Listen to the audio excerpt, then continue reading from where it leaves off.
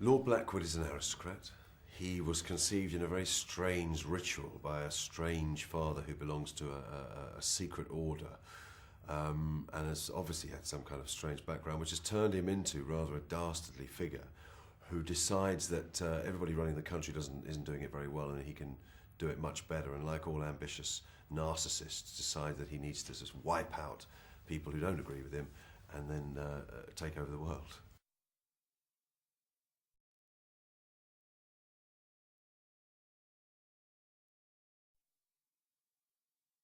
It's good fun because you get to wear the best clothes, I think, and get some of the best lines, and get to be kind of moody and interesting.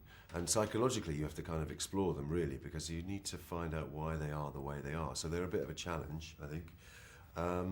They're different, I think. Interesting thing is nobody ever asks why the good guy is good, but you kind of often wonder why the bad guy is bad. So I enjoy that element of it. And Guy was always kind of pushing me to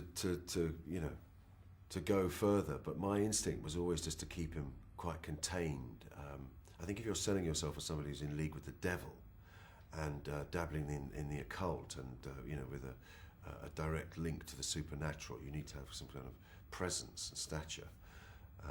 So that's why I ended up playing him like I did.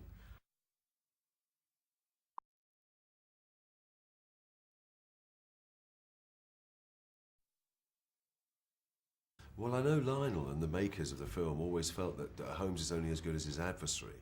Obviously, if he's a pushover, what's so complicated and difficult about solving the crime, the problem?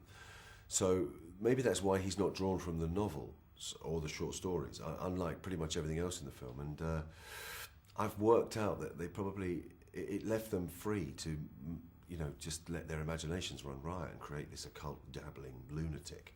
Um, uh, and yeah, I think that's the point about him, is that he's just out of this world. He's a great adversary because otherwise it's too easy for Holmes.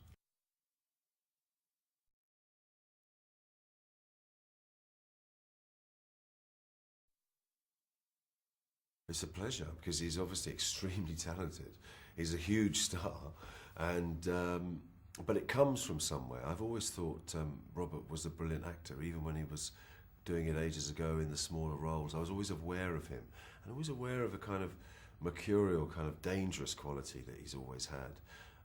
So to get to a level where you're playing scenes with a guy like that is really, it's. I feel like I'm working with people at the top of their game.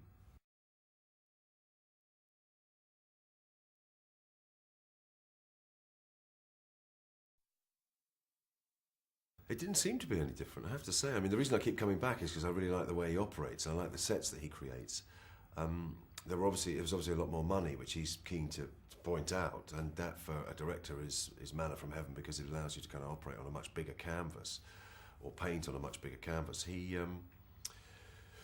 was exactly the same, just with more money.